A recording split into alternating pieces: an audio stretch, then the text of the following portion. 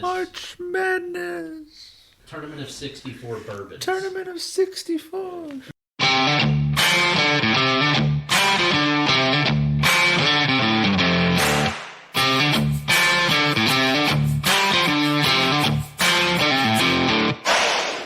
Hello and welcome back to Bourbon Barrel Talk. I'm your host, Scott Minton. Today with us we have Mr. Matt Jasnoff, Toby Hatfield, and Josh Hillman. How we doing, fellas? Fine. How are you on this Very lovely good. evening? Doing all right. Just chilling in the basement. We are on using the House Party app. We're going to see how this works today for technology purposes, and so we're social distancing while we're discussing the podcast. We want to thank Matt Wagner for hosting this month's entire kind of season for the March Madness. We're rolling into the Final Four, and we're going to talk about that along with what we're sampling today. Josh has unfortunately got me on an OFO kick, so I'm sipping on some Old Forester. And fellas, what do you got going on? We'll start with Matt, then we'll go to Toby, then Josh. That way we're working clockwise from myself. Well, good question there. So I decided to go on a little bit of a Four Roses kick tonight. I've got the Cox's and Evergreen pick. That's the 11-year, 1-month OESO. And then I've actually got a Bourbon Crusaders pick, which is a 9-year, 6-month OESV. That one comes in pretty tasty at 120 proof. So, but man, I forgot how good these OESOs were. I'm not gonna lie. Yeah, it's my favorite blend of the Four Roses. How about you, Toby? What you got going? Right now, I'm got a little bit of Weller Full Proof, and going to be trying here in a little bit that Old Forester, that honey orchard that Josh was able to supply to me. Wonderful. So far today, Toby brought over a couple bottles, dropped them off on my porch of Oak and Eden. Got a chance to try their Bourbon Inspire and their Wheat Inspire. I'm also drinking on a Fern Creek Barrel 3, one of their single barrel proofs, coming in at 113.28 proof. There you go. And I have had some of the Weller Full Proof Single Barrel Select that I was fortunate enough to pick up from the Silver Dollar, and it's pick number 2, which has a really, I thought it kind of tasted like cotton candy, but I think somebody corrected me and said it might be a marshmallow fluff flavor. Really good. Yeah, that Silver Dollar pick is absolutely amazing. That number 2 is. Yeah, I'm gonna need to steal some more of that from you. I'm almost out of mine. It's not bad. I am, I'm not a huge Weller fan, but it's pretty good. I enjoy sitting by the fire and drinking some of that, so no qualms there. Yeah. So we're all social distancing, Scott, and it sounds like maybe that social distancing is new to you all, but as an engineer, I've spent most of my life social distancing myself, probably not on purpose, but just by the engineer in me. I think that's probably somewhat the case in what I would consider most engineers. I mean, let's talk obviously about the elephant in the room.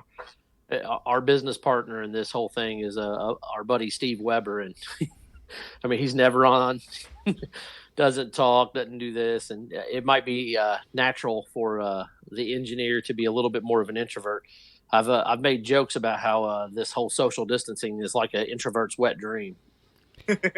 Yeah, even though Weber's not on, we wouldn't have been able to do the bracket and the whole challenge on the website without him. So I'm glad he was able to help pull those things together. No, absolutely. He's been doing a great job on the website and keeping things up to date. I need to, do a little bit better job of keeping track of Twitter and Instagram. But maybe I should relegate one of those duties to one of you guys. Tweet.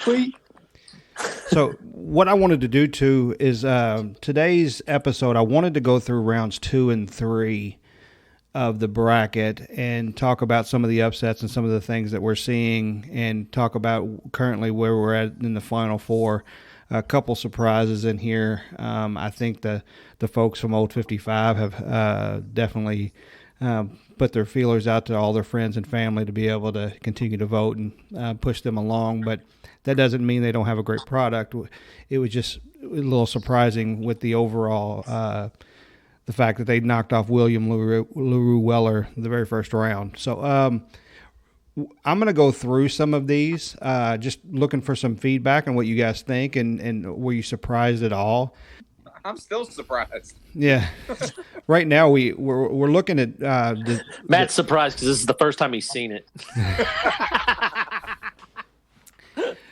So the East region bracket, at the top we had in the Sweet 16 we had Weller 107 versus Four Roses limited edition small batch, and I would have never guessed on this that the Four Roses would have taken that. I would have expected Weller 107, especially considering it knocked off Pappy 23. Dude, Weller 107's my jam. So yeah, that's the one that's the normal. A lot of daily drinkers for a lot of folks. So I was a little surprised at that. And then the Booker's 25th edition which got knocked off for Four Roses. But then the 1792 full proof against the Four Roses single barrel. I was a little surprised. I wasn't surprised in the Four Roses single barrel at the 15th seed to win that one. It was just a little surprising that the 1792 was even there and knocked off Kentucky Owl and Blade and Bow 22. You know, Toby, I think we talked about this a bit. I want to say Tuesday or Wednesday this week, when talking about the voting and the thought that a lot of people came out here and there were a lot of bourbons they had never tried. I mean, I'm looking here at the Final Four, and now, even today was my first time having one of these bourbons. I guess I've had some of the Four Roses single barrel, but it's not really one of my drinkers. I think people have come in and voted for what they drink on a regular to push it forward, with the exception of a few Pappies that, carry a name weight to it. Well, the only Pappy that's left in the field in the Final Four is the Pappy Van Winkle 15 year. Because it's the best one. And that's the reason. It is the best one. I think when we talked about this on the very first night, we all picked who we thought was going to win. And I picked out Pappy 15 because I think it was the one that most people liked. The 23, they always say, is a little bit too woody. The 12 tastes a lot like the Weller 12, a little bit better, but similar to the Weller 12. So they wouldn't consider it as special. But the 15 is the one that most people consider the best drinker out of the Pappy lineup. So now that we're all here together, and I didn't get to participate in the first few discussions, I'd like to take up my dislike here with Matt over my Old Foe single barrel being knocked out. Listen, I'm a one, and I guess we'll put it to I think a blind taste test is in order when the social distancing finally kicks. So does this mean I've got to save my favorite Old Forester to put up against whatever Four Roses crap you want to pull? Oh, no. I told you. Oh, wow. Well, that'd be fighting words right there. But I'm not even going to put it in the same tier as my Four Roses single barrel picks. But what I will humor you with is you pick your best Old Forester single barrel pick, and I'll pick my best single barrel Buffalo Trace pick, and we're going to put them head to head in a blind taste test. So everyone I know what'll happen, without a doubt. Yeah. Old Foe. Oh, yeah. I think we should pick a random panel. I don't think it can be the four of us. I think it's got to be a random panel. A random panel. Yeah. We got to pick a jury. All right. Well, I have recently come across a few that I just love. The Honey Orchard, which was awesome, and the Cherry Picker, both very cool by the Master Taster there at Old Forester. Master Taster. What do you Dude, have to that do Honey Orchard was super good. But that Honey Orchard was really, really good. I'm not too sure that it's not better than the Cherry Picker. The nose on it's pretty crazy. It smells like a refreshing orchard, and that's just shocking to me that you can smell that, but then when you taste it, it's just smooth. It does. It smells almost like a big, like, apple orchard. I'm glad I picked up 2 of them. So, just to jump back into the bracket a little bit, I want to get through this real quick and make sure that everybody's aware of where we finally ended up with the final 4. The one that was probably, I guess, Scott's biggest surprise, I'm assuming, is the Weller Foolproof against the George T. Stagg, and the Weller Foolproof came out ahead there. George T. Stagg. Yeah, I'm kind of the Gorgie T Stag. Yeah, I guess I'm really kind of shocked by that, but I will say this: this is the one thing that I did get feedback from some of the guys in the Hounds, some of the guys in LBC. A lot of them haven't tried, Gorgie, so therefore, they're like, oh man, I really like Weller Foolproof, but I've never had the George T Stagg, so therefore, I went with the Weller. So don't get me wrong, I like me some Weller Foolproof, but the single barrel picks are not as good as the non-single barrel pick, in my opinion. And I don't know if I just had a couple that were just okay, but I have one bottle of a non-single barrel pick Weller Foolproof, and it is by far the best one I've ever had, which is what got me addicted to finding them at first. Now, if I probably would have found one of those other ones, then yeah, I actually probably would have picked the George T. Stagg. I think a lot of it is kind of subjective to what you've had, which I thought that was incredibly interesting. Yeah, I'm actually trying the Weller Foolproof right now, and it's amazing. I actually very much like this one, and I'm not a huge Weller fan overall. But this is something that if I could get my hands on more often, luckily Josh had a sample of it for me, I would definitely want to give this a shot because this is amazing. Which it's a solid pour. That's the Pearl. That's the $Silver Dollar pick. It is. Yeah, Silver Dollar number 2. So yeah, I overall think the Silver Dollar pick is one of the better Weller Foolproofs that I've actually had. Everybody's telling me, though, that Liquor Barns was really, really good this year, and I've not cracked my Liquor Barn bottle yet, so I really have to be just subjective of the ones that I've tried. So is that the only one you've ever tried, Toby, or Josh? This is the only one I've ever tried. Yeah, it's my first go at a bottle of Foolproof Weller.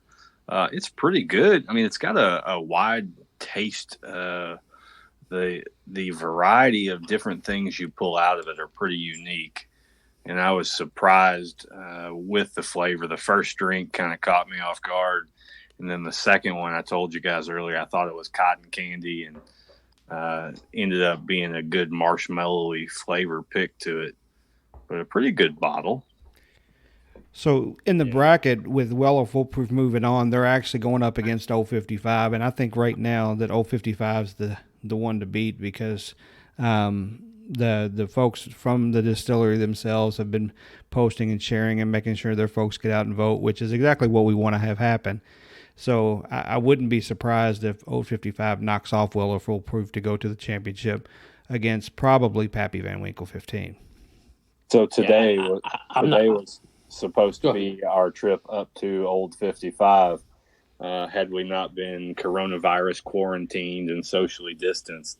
So it's interesting to me that happened, that they came into the Final Four and here we had to cancel going out to see them today. Yeah, but hopefully we're going to get that rescheduled and be able to go up there and visit. And I think it's going to be a great visit. Plus, maybe they can be a part of some future promotions for us because they've been such a good for us to be able to spread the word about what we're doing in our bracket and everything.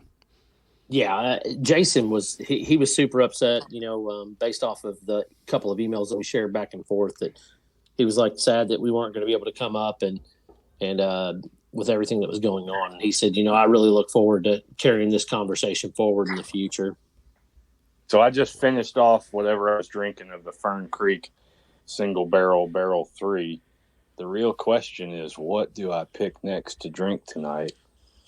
Man, you know what? I haven't seen you hit the old Russell's Reserve that much lately, man. You might have to go back to hit a little bit of that, or you could always break out one of the big boys and grab you some Stag Junior. Nah, I'm going to go for the Truffle Shuffle from the kegs. The kegs Good liquor deal. pick tonight. The bottle. Matt, is getting he's close to being back. done. Hey, guy is back. No, your phone died, huh? Well, it was weird. It was plugged into my computer, so I was a little caught off guard that it died. Yeah, it's probably pulling a lot more bandwidth than it normally does. I think so. So I plugged it into the wall upstairs, so we're good now. Man, I just told him I was picking up my keg liquors truffle shuffle pick. Nice. And I think I gave both Scott and Toby a sample of this. I think Scott already had his, if I remember right, and Toby's got his. I crushed mine. Doesn't surprise me. This pick, and I'm just going to finish off the bottle. She gone. This pick has been phenomenal. And if we get out of this socially distanced quarantine, I'm going to make a chance to go over to the Charlestown Road store and pick me up another because I have loved this thing. Do they have some still in the stores?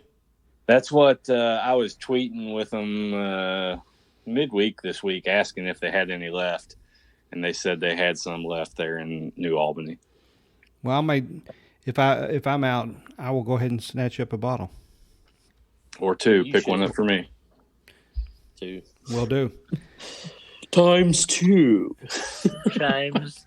Utah, two. Two. So, Matt, you're a big Four Roses single barrel fan. I am. You're also a Pappy fan. Well, I don't know if you can call me a fan or not. I mean, I enjoy drinking it every so often, but if you were to be like, Matt, like I really heard that you love Pappy. I enjoy it. Don't get me wrong, but there are other things that I would probably pick on a bar first. So when you went and voted for your Final Four, did you pick Four Roses or Pappy 15? Dude, all votes are private. I will not discuss anything. That or you didn't vote? No. Well, sounds like a four-banger to me.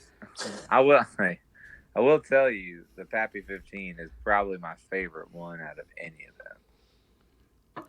So, yeah, I have a feeling that one's going to move forward. I think it's going to be Old 55 against Pappy Van Winkle 15. I mean, I am drinking me some Four Roses. So, we got a couple. I would be shocked. If the Four Roses won. I really would be. Well, it's not really that. I think that Old 55 has done such a good job promoting it on their own. So I think that they're going to be hard to beat. We got a Cinderella story working up there. That's right. Yeah. On the Indiana Bourbon Drinkers Association, I'm on their Facebook group. Somebody posted it in there, and people are like, yeah, Old 55. So all those Northern Indiana boys are super excited, and they seem to be voting in that area. So. We should have picked them for our Calcutta team. This is ridiculous. Yeah, absolutely. One of the things that we were considering when we put this bracket together was one of the potential prizes being whatever bourbon that actually won. And with the fact that there's some Pappy 23 or Eagle Rail 17 or Michter's 25, we knew that some of those weren't going to be possibilities. We're not going to get our hands on it. I'm sure glad we don't have to buy one of those. Yeah, exactly. But what's funny is what's left on the field.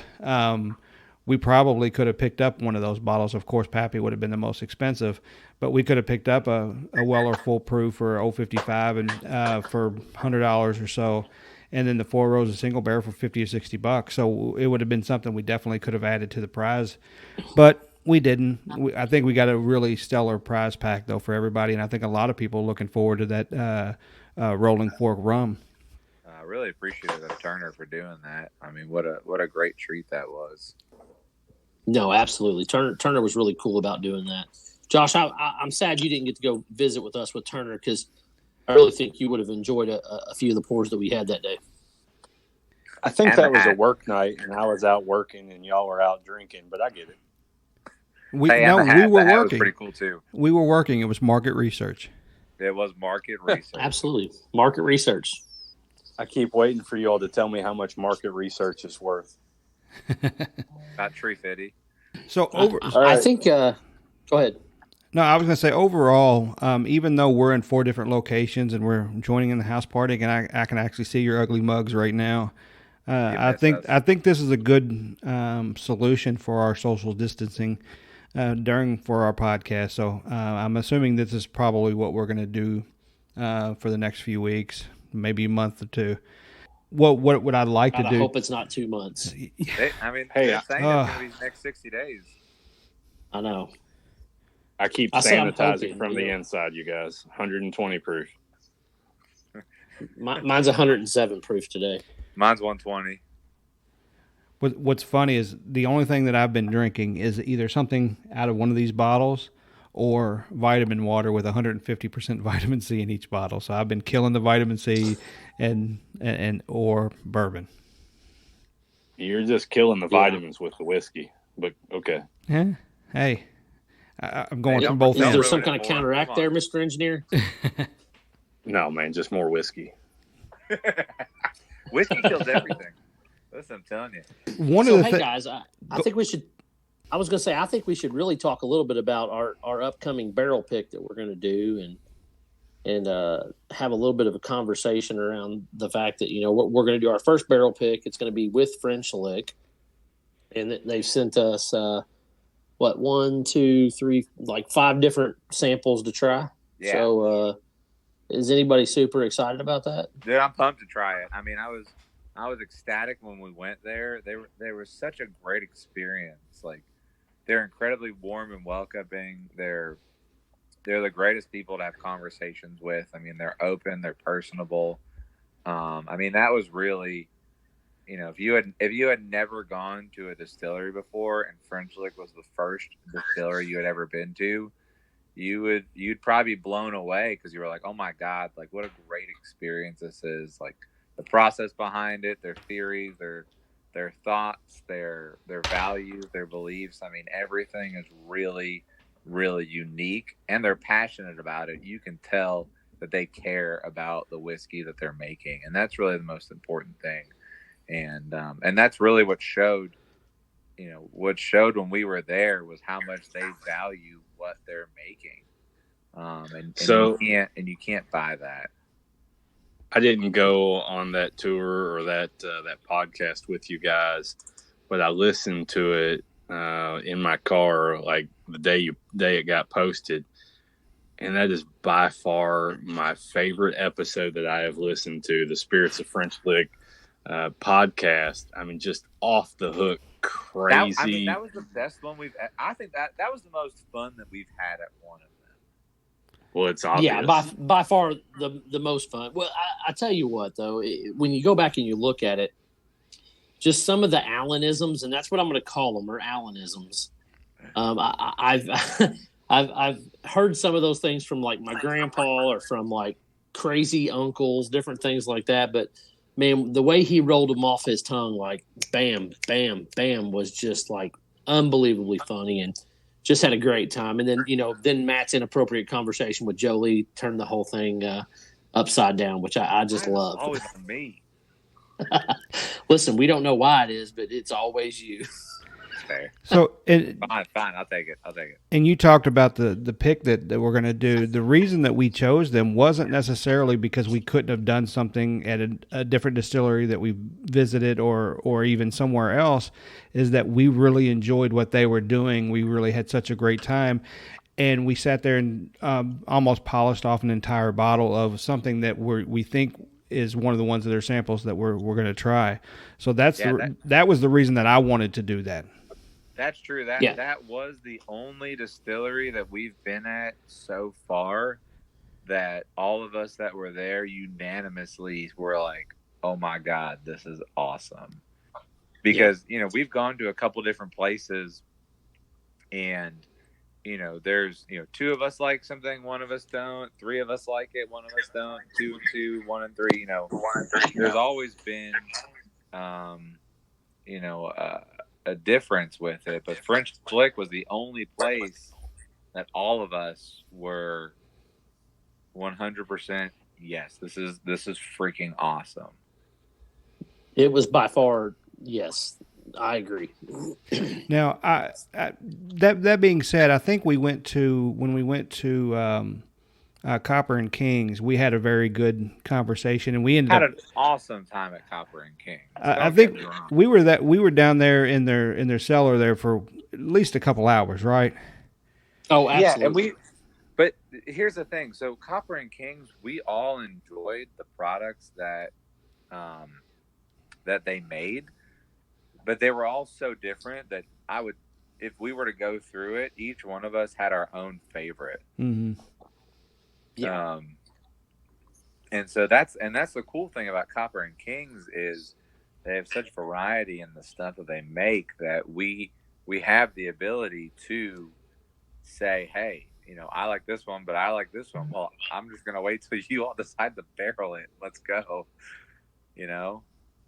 Yeah, and I kind of felt that way a little bit about when we went to New Riff. Like we were all kind of sampling the little samplers that he brought out, and he was pouring everybody a little bit of this and a little bit of that. Yeah. And I kind of felt like everybody was kind of like, oh, that one's okay, or this one, and then everybody kind of had a different favorite one. So it's kind of weird how that kind of works. Yeah, and New Riff's single barrel process selection is pretty unique as well, where they kind of just let you like touch, scratch, and sniff it before you actually get to try it. So you're really trusting the master distiller and the taster, their tasting notes of it before you actually pick something. That always brings another unique process to it. Four Roses kind of is the same thing where you show up, they give you a sheet of what's there, and you see the recipe and the age of it, and then you kind of go from there. But everybody has their own little unique process and niche to it. But so I think when we finish the pick for French Spirits of French Lick, I think it's going to be something that not only are we going to enjoy, I think everybody who gets their hands on a bottle will enjoy as well. So, and if they don't, that's just more for me to enjoy. There you go. Absolutely. So we're going to partner with who is it, Matt? I think you set it up through Commonwealth Tap. Is who we're going to partner with on that selection?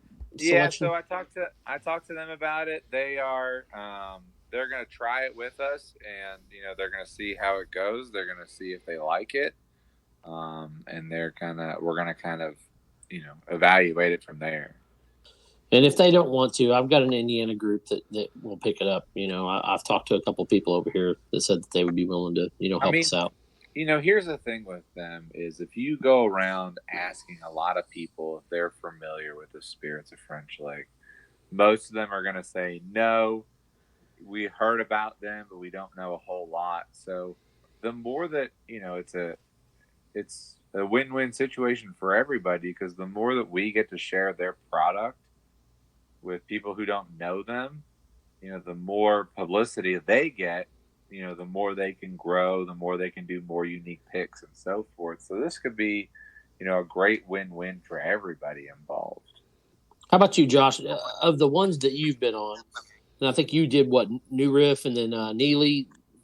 Which experience was the best for you, and which one brings back the best memories for you? Two totally different places. I mean, New Riff was really cool. Just getting to sit down with Jay and talk with him and the process that they had or have. And Neely was kind of cool to me, just getting to hear the down home, down Kentucky story that we got to listen to while Royce wasn't in. Just neat opportunities. I thought it was cool at Neely that we got to bottle our own bottle of bourbon from them. And New Riff, just cool how they have made everything happen there, and the transformation from going from being a liquor store to a distillery was pretty neat in its own for me. Yeah. Are you opening it up? Oh, it looks like Scott's opening up the Neely. Scott, was that a fresh crack of it? It's a fresh crack Saturday. So, well, see, now the unfortunate thing for me is literally the day that we got home from the distillery, I brought that bottle over to my next door neighbor's house, and we were playing cards and making dinner, and I don't know what happened, but it seemed like only a few hours went by and the entire bottle was crushed. I mean, we destroyed it, and it was so good. We were like, man, I guess we got to take another trip out to the Speedway and go get it. So I think we should take another trip to not only Neely to pick up some more stuff, but I think we need to go back to Boone County because I need to get my book stamped and New Riff so I can get my book stamped. I mean, maybe when the casino opens up, we can kill a couple birds with one stone. When quarantine is over, it's on like Donkey Kong. Listen, I'm not in quarantine. You guys are. Yeah, unfortunately, during this quarantine too, we had to cancel another one. I think you guys would have really enjoyed. I sat down with the folks from Huber's, and he was sharing a lot of different products with me, and Ted Huber there, and his two sons were there and talking about everything. They had a rye that was amazing. They had their single barrel there that was a family select, so they all selected the exact same. They all went in to pick one barrel and produced that, which was amazing. So unfortunately, we weren't able to make it there because of the quarantine issues. But that's something we're going to be able to go back sooner than later. Yeah, no, I absolutely. Go ahead. Right now, they're all making hand sanitizer, and I got to get some of that stuff, man. That's right. Buffalo Trace, man, they got their hand sanitizer out. That shit will be allocated here in about another week. Yeah. Single barrel select hand sanitizer. Yeah, I actually have some of the Huber sanitizer. Yo, dude, I got some single barrel Buffalo Trace hand sanitizer. I've got y'all covered on that one. Oh, it's strange times where all the distilleries turned around and instead of making bourbon or brandy or whatever they were producing, moonshine or whatever, decided to go ahead and do the public some good and produce that hand sanitizer because you couldn't get it in the stores. I think that was amazing that they did that. Good for them, and yeah, good for everybody kind of stepping up to the plate and taking one for the team and realizing that, hey, these people support us. Let's support them. I realize it's a small process for them making hand sanitizer out of their new make, but I mean, what a dramatic impact that's had on society. I think that's really underappreciated by a lot of people, but it shouldn't go unnoticed. Hey, I know just don't Governor sell Holcomb that stuff on the secondary market, okay? Dude, I'm going to put Right, a sticker yeah. on it, dip it in wax, and I'm going to sell it on the secondary market. All right, let it go. But Governor Holcomb actually gave Ted and Dana a big shout out at Starlight to say, hey man, we really appreciate it, and that's exactly what Ted and Dana said. They're like, hey, the community's been supporting us for years. It's about time that we did something and gave back. So I love hearing those type of stories. I know Spirits of French Lick were giving things to the state police. They're in those outlying areas, so it's just awesome to see that. And I know Jason Fruits is doing the same thing up at Old 55. He's been basically supporting the Indiana State Police up there near West Lafayette and in that range. So it's great to see that these distilleries are doing such a great job, supporting our community, in Indiana and Southern Indiana and Kentucky as well. So the question here is, now that we're on quarantine with Corona, who's growing beards? I'm thinking about like handlebar mustaches or Fu Manchus. Anybody else doing anything? Unfortunately, Scott and I still actually have to go into the office every day. I mean, my beard is what it is. So you guys were listed as, quote, air quote, essentials. Yeah, we're the essentials. What can I say? I piss excellent every single day I get up. Listen, I understand we all put our pants on one leg at a time, but the only difference between you do? is my pants are made of freaking gold. That's right. Shit. Well, I don't know what you're talking about. I can jump into both my pants legs at the same time. Y'all probably do it one leg at a time. Made of gold, and you piss bourbon. Excellence. Piss excellence, man. But bourbon is excellent. Yeah, shit. We still got to go into the office every day. Working from home sucks. It really does. It's rough. It does. It's rough. You're like, I'm gonna get up and I'm gonna go drive to work for 20 minutes and jam out, but it's just a 30-second like walk your down the wake up steps. time, like you eat your breakfast, you have your coffee, you get ready to leave. You could probably do that still. You can do all that and just take a 20-minute drive and end up back in your driveway and get ready for work.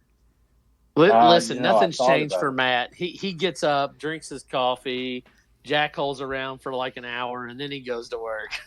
Listen, it happens sometimes. My office is currently 12 feet away from my bourbon bunker, and that's really rough. So, hey, not to interrupt too much, but this Neely pour that I have, I mean, the amount of just charred goodness that's in the bottom of that barrel, dude, it is so damn tasty. Some flavor crystals floating around in there. Is that what I hear? Mm-hmm. Yep. And by the way, I spoke to Royce about a week ago, and he said he can't wait to get together with us and when all this shit's over with and kick the tires and talk a little bit more about their actual brewing, distilling and brewing process up there. So, yeah, I think that's going to be a lot of fun to go back.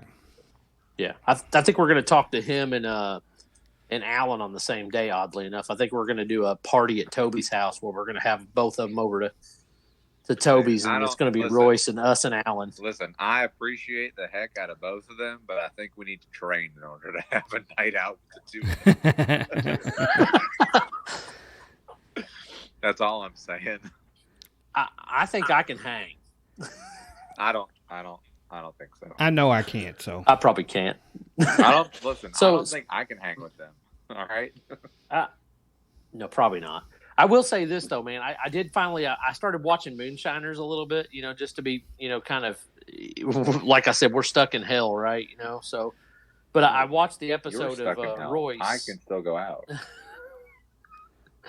Okay, great for you, Matt. You're not supposed to, but you can still go out. Indiana. I guess that's true. You're not technically under a complete lockdown. No, we're not. But you're not supposed to be going out, I think. I'm pretty sure that's what, Mr. Bashir said. Have you been having bourbon with Bashir? Bourbon? Apparently everybody else has. Bourbon or beer with Bashir. That's what it's called. I don't have cable. But yeah, at 5 o'clock, everyone has a bourbon with Bashir. Ugh. I will say, there you go. I'm kind of jealous, man. This is the first time I've been jealous of the governor that somebody else has over our governor. And not that I don't like Holcomb. I think Holcomb's doing a fine job, but he's one of those dudes that kind of gets in, gets out, and says what he has to say. And he was real cool about the fact that, he was real direct with, this is what we're going to do in Indiana. We're not asking the federal government shit. We're just doing what we're going to do, and that's the way it's going to be. And I love that. But Bashir just has that kind of like, we love you. You're Kentucky. We're going to do everything we can to protect you, and I just gives me the warm and fuzzies. Wow. Hey man, Holcomb's got gets through that boots. beard and gives you the warm and fuzzies is appreciated. Holcomb's got cowboy boots. Anybody that walks in with a suit and cowboy boots has got my vote. Yeah, he's got his 357 on his hip, walks in with a suit and cowboy boots. It may not be Absolutely. on his hip, but it's somewhere. Party's in you the got back. such a pretty face. He's not the No, he Tiger doesn't. King. He doesn't have a mullet. It's okay. Have you watched that? Wait a second.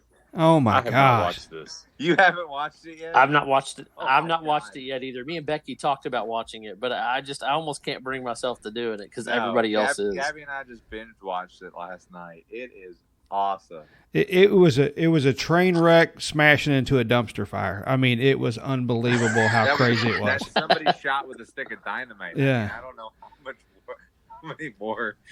Like, Yeah. man, it That- makes you rethink everybody who you called a crazy cat person in your life. Well, it wasn't just about it's just the stuff. It's like every time you thought it couldn't get worse, each person got worse.